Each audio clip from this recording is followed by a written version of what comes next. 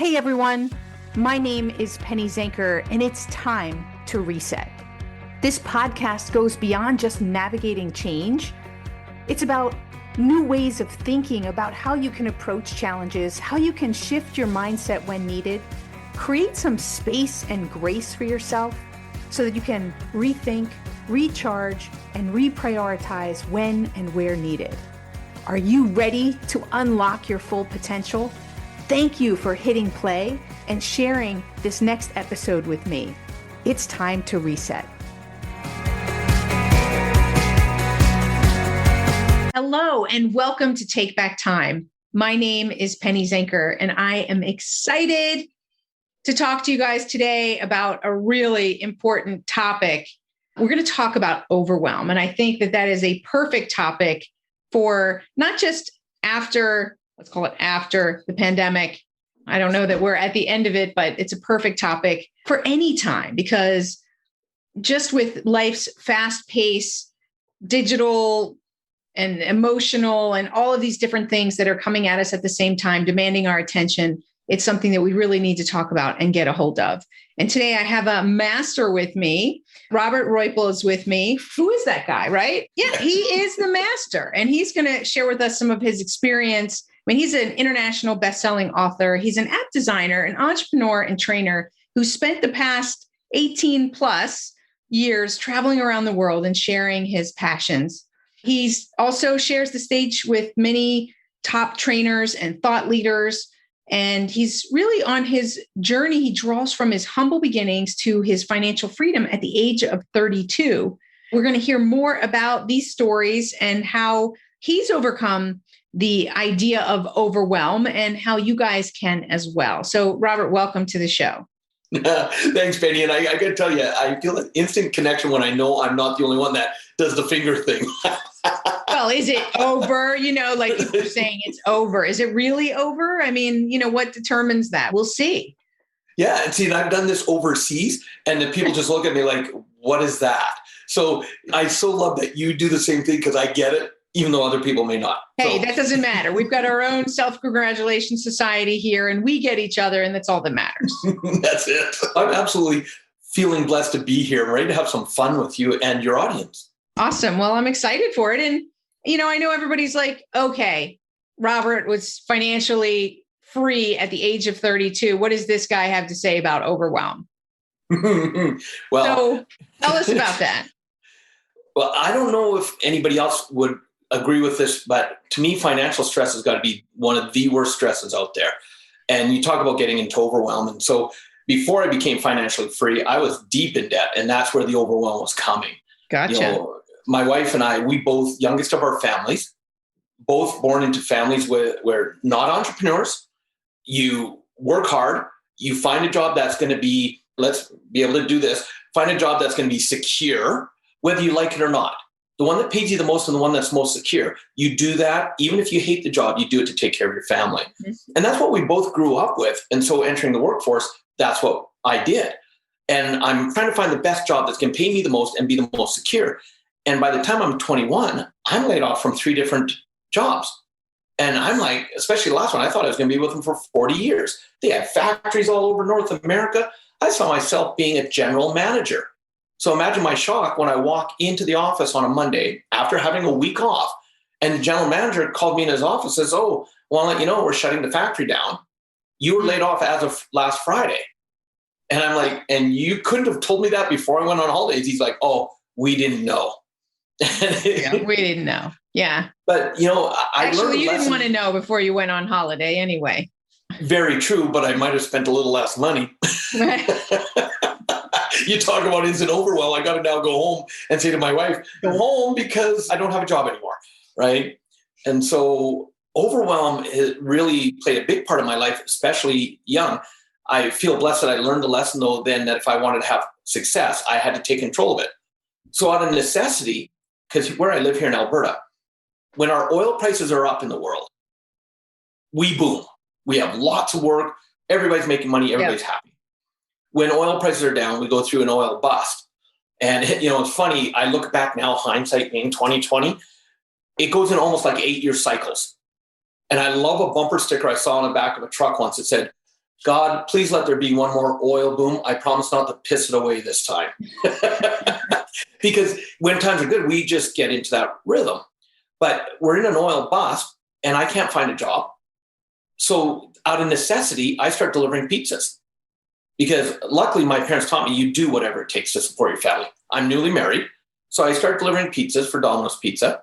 I'm able to go on to become a manager out of necessity. Why? Because my franchisee sold the store I was working in, bought two in a city an hour and a half away. And I was afraid I was going to lose my job if the new owner came in. So I'm like, what can I do? What can I do? Hey, you have two stores. Do you need a manager? I didn't even know if I wanted to be a manager. But to me, that was the path of security. And so 2 weeks later, I start managing. My wife becomes my assistant manager. We start working open to close 7 days a week. And imagine our surprise when I'm now qualified to be a franchisee. We don't have money, but I'm qualified. And all of a sudden our franchisee says, I'm tired of Domino's Pizza. I'm selling the two stores. Again, instantly, it's like the first people that are fired are the managers when new owners come in. So we came up with the crazy idea we're going to buy the store we're working in. Now, we didn't have any money, but one thing that served me well, Penny, is I have passion. Passion is my favorite word in the whole world. And we made a lot of mistakes over a 3 to 4 month period learning, can we buy a business with no money of our own? And we ended up actually buying both of his stores. We did it with 100% financing and we became franchisees and it was like, oh, we've got it made. But you own two franchises. Yeah. Still got to run them, right?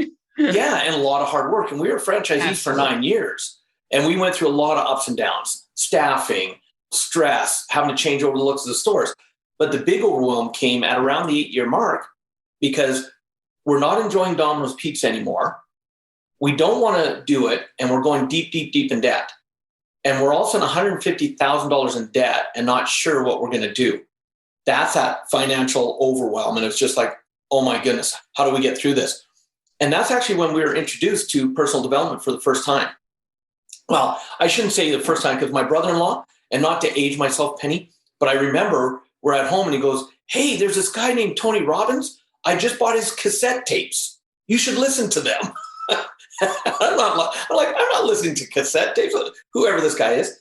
Right. But out of necessity again, all of a sudden. Well, I want to stop you for a second I want to come back to your story, but you use that word necessity a couple of times. And I know you're probably using it intentionally, but I want to challenge you on that because really you were being in each of these cases. Yes, there was a pressure to find security, right? And we're all driven to find security. But in that same context, people make a choice and you were still proactive, even though there was a necessity. You saw an opportunity. So I want to make sure that people who are listening are clear that you were looking for opportunities to provide that security, but you were looking for those opportunities. They didn't just fall in your lap and they weren't like, we all have necessities. I'm a stickler with words. And so I just want to make sure that people are listening. This didn't fall into your lap.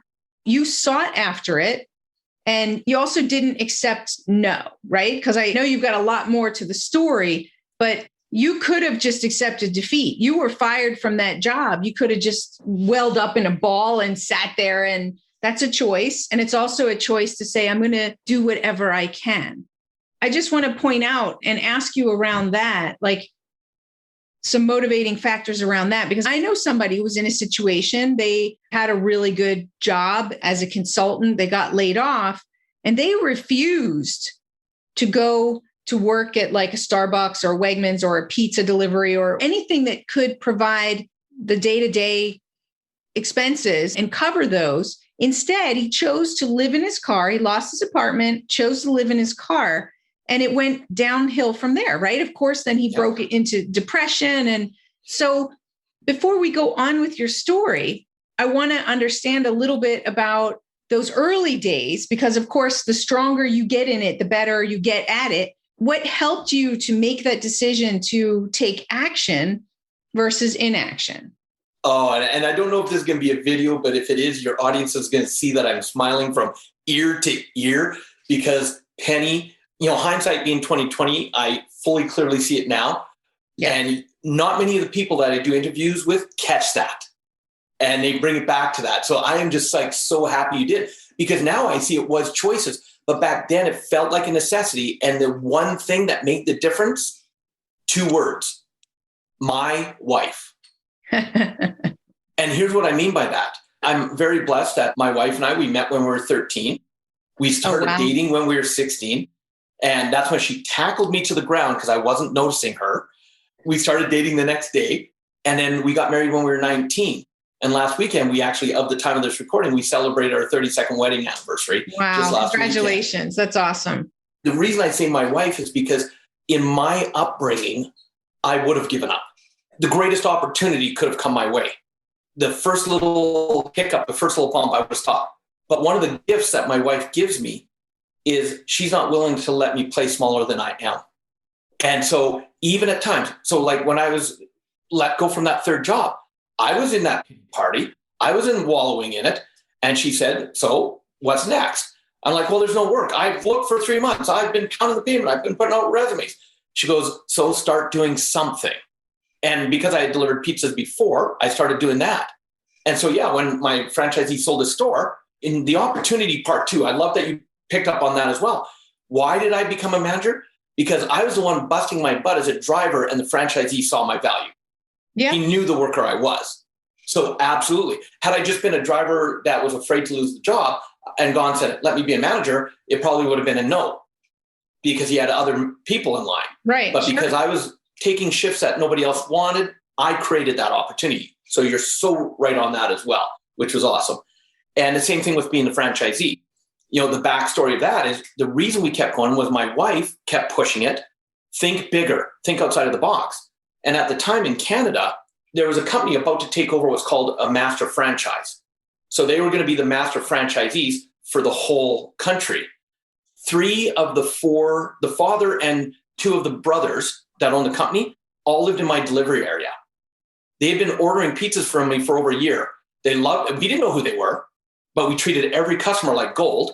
And so I already had the opportunity because when I said, okay, we want to be franchisees, they're like, yes, you are going to be franchisees because they knew who we were. We had created that by just treating everybody like gold. Right. So I'm so happy you picked up on that. So people are out there thinking, well, I don't have a wife like that. So what do you have to say to them? Who do you have in your life? See, we've heard the saying, surround yourself with like-minded people. And that's great. But I just got an awakening a year ago from a mentor because I say it on the stage. How many of you love being in a room full of like-minded people? Everybody's like, yeah. And that's what I believed. And then new perspective came in. He said, don't surround yourself with like-minded people because if you're at a bus stop going to the mall with 4 other people, you're all like-minded. You're waiting for the bus. It's going to take you to the mall. Surround yourself with growth-minded people. And those are the people willing to have those hard conversations. Like how many other hosts, Penny, would have stopped me in the mid-sentence and said, no, let's go deeper. This is crap, blah, blah, blah, right? I didn't say it was crap. I know that I want to have a conversation about what's really going on. And I knew you were going to get to it, but like I wanted to cut to the chase. And I love that. I love that. So if you don't have a wife like mine, find the people who are willing to hold you to a higher standard. Absolutely. People who will, for those listening, because I'm a challenger, right? I like to challenge people. I like to see new insights for myself. And I love people to challenge me. Like you said, growth-minded people. So I'm 100% on board with that is we have to surround ourselves with people who have our best interests, that want to lift us up and aren't afraid to challenge us and push a little, right? I mean, we hire a coach so that they can push us because we want to be our best selves. We want to be better and we need support structures in order to do that because our nature is to take the easiest route. That's the way our brain works. So we have to have somebody to kick us in the butt. Absolutely. My best coach is the one I hate calling because he makes me the most productive because I know when I do the call with him, I want it to be as short as possible. I don't like him, but I love the results. Because he will not let me get away with anything. Absolutely. So I wanted to make sure people had that distinction that just because they don't have a partner or, right, you can go out. That's also being proactive. Go out and find those people. Maybe they're part of a group. Like you said, you got connected with Tony Robbins community, and that could surround you with people who are growth minded, and you'll find those people who could push you or are doing what you want to do, what you wish you could do. And then you find out how to get them to mentor you and to be part of whatever community they're in so that you can learn from them. Absolutely. And also understand yourself. Like, I know I am a world-class procrastinator, and I freely admit that. So I actually design my day in such a way that procrastination cannot play. So when I started training, people go, how did you become a trainer that travels around the world? Well, I volunteered at 38 events a year to give back because I learned so much. But I'm now 38 times in that energy for days at a time, which doesn't give me a chance to get into my going into that being that procrastinator. So because I understand me, I design things to make sure I don't give myself the space to sabotage. Absolutely. Absolutely. And it's an amazing energy to be in. So, I'm also a big fan. I want to come to a point where you said, why did you delivered pizzas? Because you had delivered pizzas before, and you chose to be a franchisee because you were already in this space. I'm a big believer of doing more with what we have. That, sometimes it's by our nature that we delete, distort, and generalize things. So when things are stressful and we delete all the good things that we know about ourselves and focus on the bad things, or we'll generalize about how this always happens to me, or, these types of things. And I'm a big believer that if we can just tap into, we already have great skills. We already have knowledge. How can we do more with what we have and what we love and make more out of it? So what's your take on that? And how did that play in you making those decisions that you made? Well, and that comes really right back to the overwhelm. One of the things I've discovered of why people get overwhelmed is, let's say you have a goal or something you want to accomplish or where you think you should be. And so you're here, you've got that goal out in front of you. And the reason most people get overwhelmed is because they're not present. They're 1,000 steps ahead of themselves at that goal already, or in that situation. And now they're trying to figure out everything that has to be done to get them there. And all of a sudden they feel the pressure. Can I do it? The self-doubt, what sabotage is going to happen? And they end up, their mind starts going even more crazy because they're 1,000 steps ahead of them. And so one of the things, and it's a quote I love, that the journey of 1,000 miles begins with the first step. And so to overcome that overwhelm, I'm teaching audiences all over the world, take that deep breath in, come back to being present and ask yourself, what's my next step? And then take that step, check in with yourself. How am I doing? Am I okay? Okay, what's my next step? And I don't want people, Penny, to think that it's easy. It's a journey. It takes practice, like anything. It takes practice. When you come back to present, you do that one step at a time, and you keep, but Robert, I hate it when I go off track. And so I'll look at my example when I was working in the factory. So here I was, and my goal was I was going to be the general manager of a factory. I was going to work for these guys for 40 plus years. I saw the path so clearly. So all of a sudden, when the general manager, and I still remember his name, Ron Humpting, not happy with him, when he calls me in the office, tells me I'm laid off, my life majorly went on a disconnect. But I look back now, again, hindsight being 2020, had I not been laid off, I wouldn't have found Domino's. Had I not found Domino's, I wouldn't have become a franchisee. I wouldn't have gone $150,000 in debt, which led me to personal development, which led me to truly finding my passion, which is to help people and be a trainer to allow me to have the amazing life I have today. So I now look back and I go, thank you, Ron, for laying me off, right? And I can see it with gratitude. So it's also switching and looking at the things that maybe you've gone through in the past, and instead of bringing them back up and going, see, it's going to happen again, and creating that stress and that overwhelm from creating it happening again, looking back and going, okay, what did I learn? And can I be grateful for that lesson? And how can I use that lesson now that if it happens, not when, because we don't want to attract it to us, if it happens again, what would I do different? And then that can take a big load off people's shoulders as well. Brings up for me the expression that when you're in it, this too shall pass. If you can just remember that it's just a storm passing through, and very often after the storm, the sun comes out and it's brighter and the grass is greener, because we need to have sometimes that rain in those storms, then we can appreciate where we are that much more. So, but I find that that's a help to me, is just to kind of keep that in my thoughts, that this too shall pass. And with that strategy of just thinking about what's next and staying present. Those are some really helpful tips that may seem like ridiculously simple for somebody who's in overwhelm, but it doesn't have to be complex, right? It is simple. Right. It's just not that easy to implement. It's simple, but not easy, right? I think Jim Rohn said that. And one of the things to understand too is this is where your growth-minded individuals come in. I have a friend that we have such an amazing relationship that one of our agreements with each other is that if that we're in feeling frustrated, pissed off, overwhelmed, whatever it is, we can call them up. They'll take the call. And it's simply just for me to say, Aaron, here's what's going on right now, and just let it out. He doesn't take it personally, or I don't take it personally if it's him. It's just about being able to express that energy, let it go, and then go, because when you're in it, sometimes we just suppress it.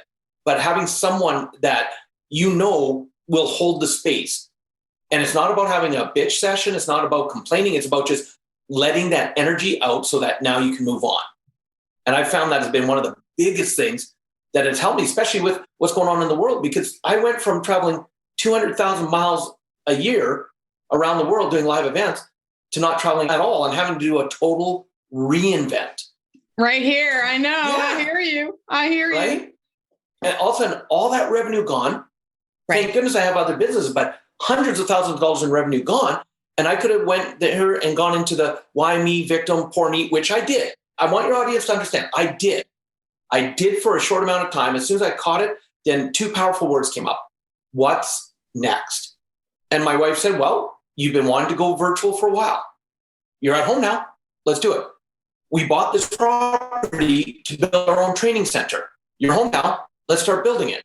And we broke ground in December, and we're about 2 weeks away from me being in my new training facility right off my house, so that as things come back to the new normal, my students can now travel to see me instead of me having to travel so much. So it's actually taken where we wanted to be in our life and actually sped it up by about 3 or 4 years. So now I'm going, you talk about gratitude.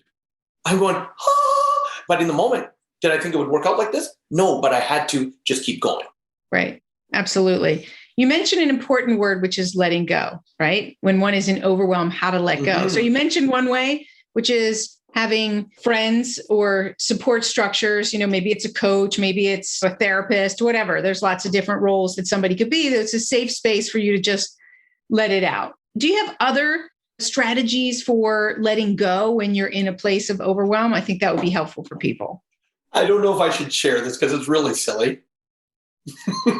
But share it. I have a button on my computer because that's normally where the stress will come.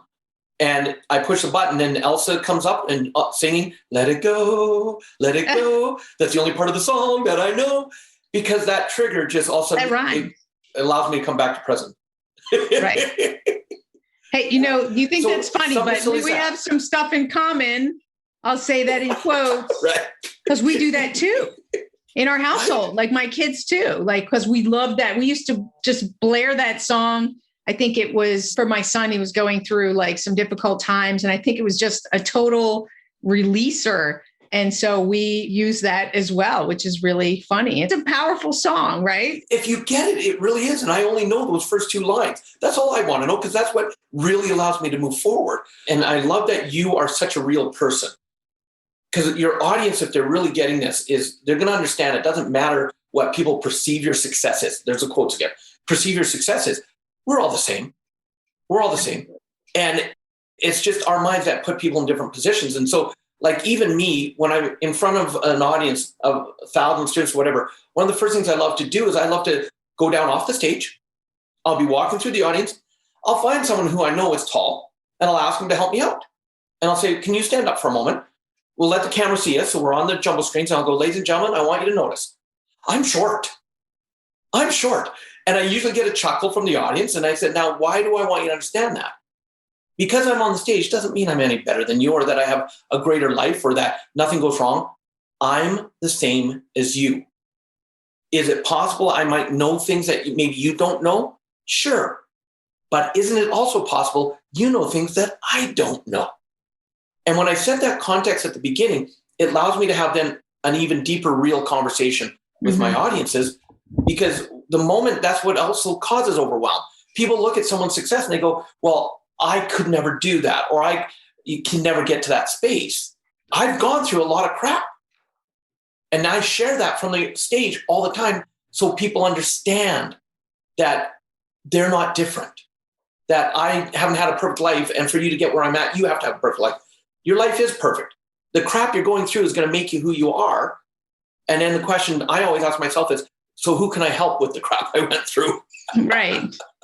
Well, it's amazing how when you share the most difficult times, that you've had and how you got through it, it's amazing how it really connects with people. So, it's important to share our crap because it helps people through their crap.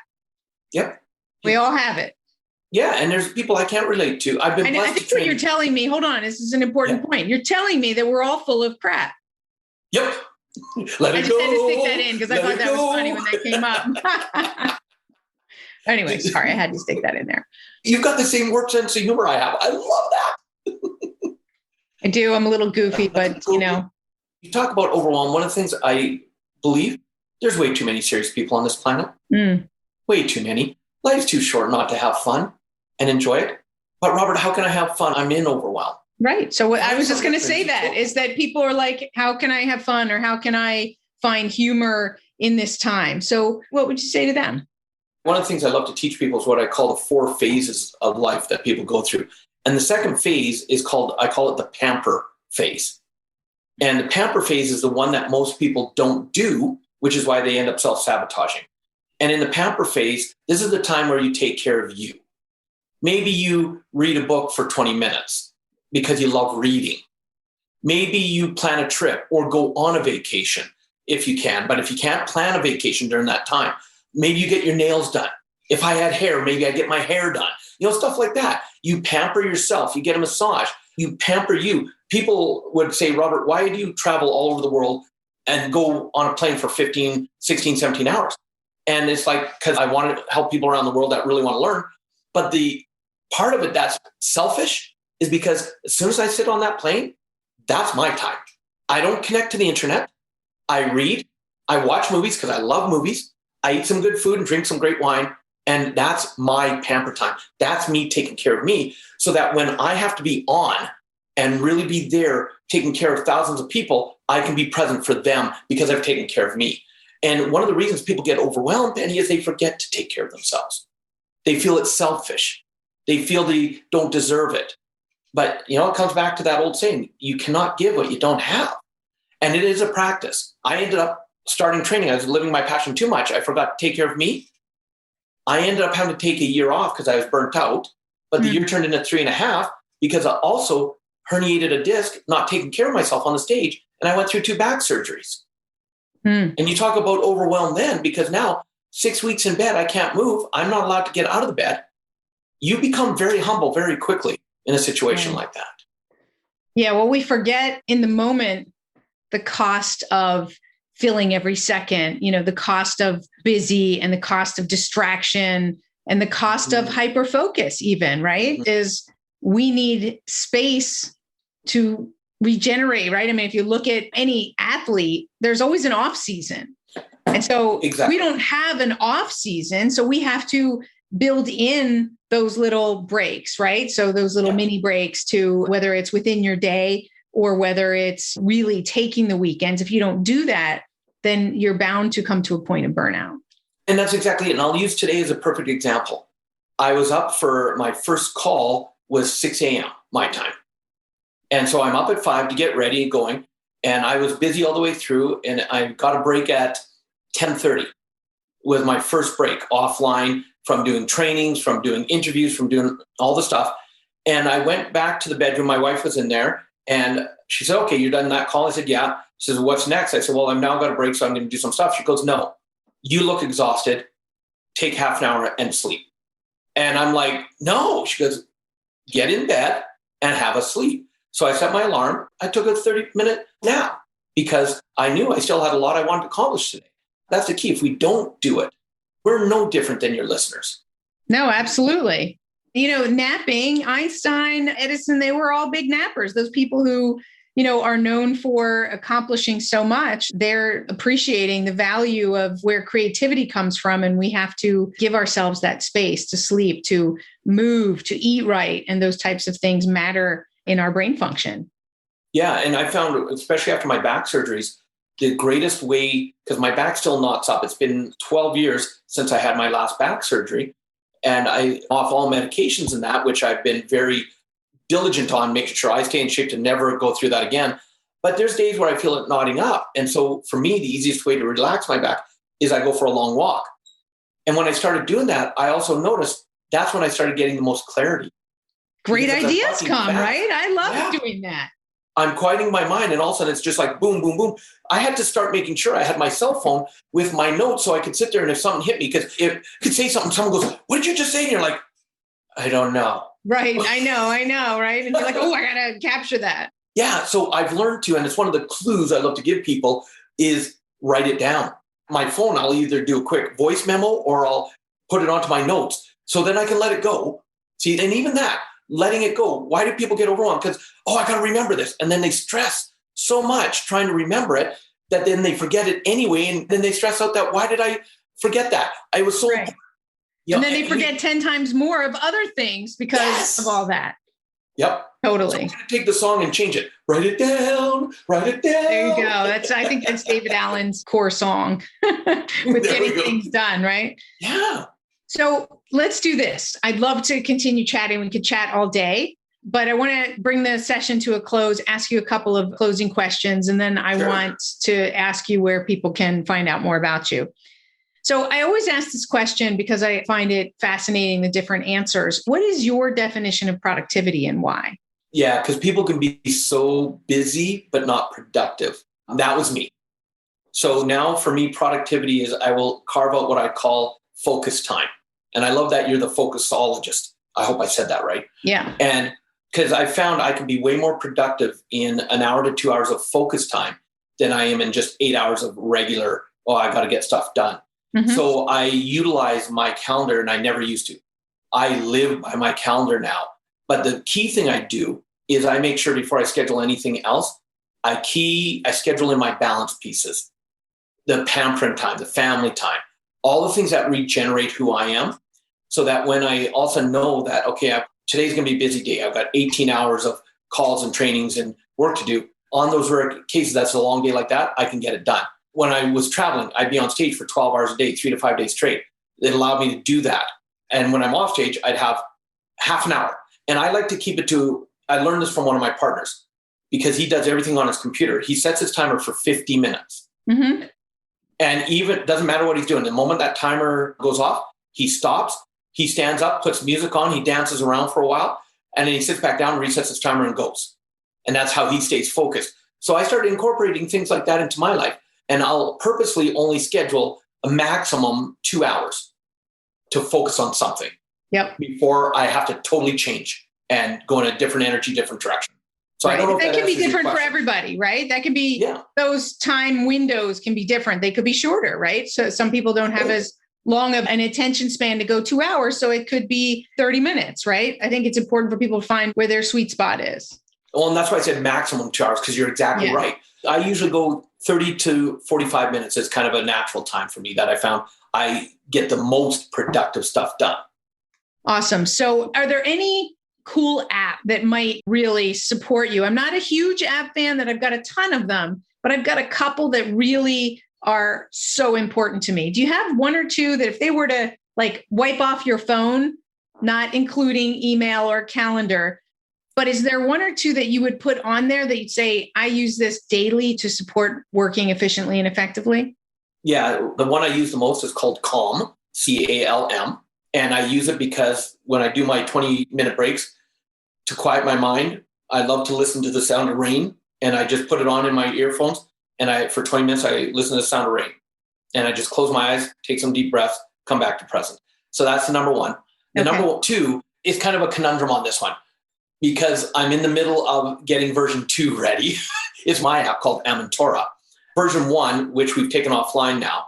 But what it is the reason it's an absolute is because I built it for me. I create my vision boards on it, but I also put my success and gratitude journals on it. So that, because every day I start my day when I wake up, I write down the 5 things from the day before that I'm thankful for and or grateful for. And that can include people as well, and what my successes for the day. So because I like to write it down, I decided to create an app that had that integrated as well. So that's going to be the other app that will not come off my phone, because I'll be using it again daily once we get the second version of it. Awesome. I'm a journal person with that, but I've been practicing that for, how old's my son now? So I've been practicing that for almost 16 years, every day, writing down my gratitudes. Because the more you focus on it, the more it grows. And even in the most difficult and trying times, it helps you to recenter yourself and be grounded and present and focused on what's good versus always filling yourself with what's not. So I'm a huge believer in that as well. A big practice that I started doing since the pandemic, and I encourage my students to do, because I think the worst thing they could have called it was social distancing. Okay, physical distancing, sure, to keep safe. Right, it's not social. But now we need to be social more than ever. And so I share with my students, and I do this myself, is I will reach out to 3 people randomly a day to ask 3 words. How are you? And just to check in with them. And it's amazing how many people I get responses going, I needed you to touch base with me and ask me that today. And because we don't know what's going on in other people's lives, we get so caught up in ours. But research has proven one of the quickest ways to get out of a depression is to help other people. And so by taking the focus off you and putting it on others, how are you? And all of a sudden now it activates that. And so it becomes it helps you, it helps them. And it's just a great way.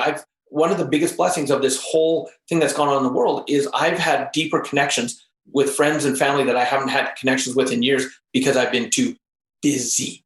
And now having these conversations, these connections, that's dropped my overwhelm, if that makes sense. Absolutely. Awesome. Well, so tell people how they can get a hold of your best-selling book and connect with you personally. Absolutely. Facebook, my fan page is the easiest way to stay connected with me. I'm now, I guess my virtual assistant says I'm now going to be on LinkedIn and Instagram as well. We're getting all that set up. But I would love as a gift for your students, your listeners, to be able to download the ebook version of my international best-selling book, Success Left a Clue. And they just go to robertriopel.com to get that. And they'll be able to download it as our gift to them. But I am going to warn them, Penny, it's not a book that you just read. The third step, because it's 6 steps I lay out in the book, the third step to creating the life you absolutely love is taking action. So throughout the book, I have action steps. And I'll even say, when they start reading again, did you do the last action? If not, stop reading now, go back, complete the action before you read. Because I want them to understand that action is how they get through overwhelm. Action's how they develop the life that they truly want. So it's an actual workbook, not just a book to read. Okay. Awesome. Well, thank you so much. I've really enjoyed chatting with you today. And I know that the listeners have taken away a couple of nuggets that they can put into practice right away. Right now, they can take action. So according to your action formula, they can be action figures. But I love that. So thank you. Thanks again. Oh, my pleasure. Thank you, Penny. And you guys who are listening, who are watching, however you're catching us, thank you for being here. And I do encourage you after every one of these shows to walk away with one action that you're going to take. I'm also very action oriented. And I believe too that it's taking that action that's going to help you through your challenges. It's going to help to build your business or improve your relationships. It's going to help you to further and advance your health. So whatever area is, you've got to take action to make it happen. So do subscribe to the podcast. Make sure that you're following, that you know when the next show is coming on. So I really look for great guests that are going to provide these actionable, valuable tips for you. So thanks for being here. My name is Penny Zanker, and this is Take Back Time. See you in the next episode. Hey, thank you for spending this time with me. It really means a lot. If you're feeling a little off, distracted, overwhelmed, stuck, or just out of sync, remember that's your signal to reset. And that's all it takes, just recognizing one reset moment at a time. So stay tuned for more tips, tools, tricks, stories, strategies, all here on Time to Reset. We'll see you in the next episode.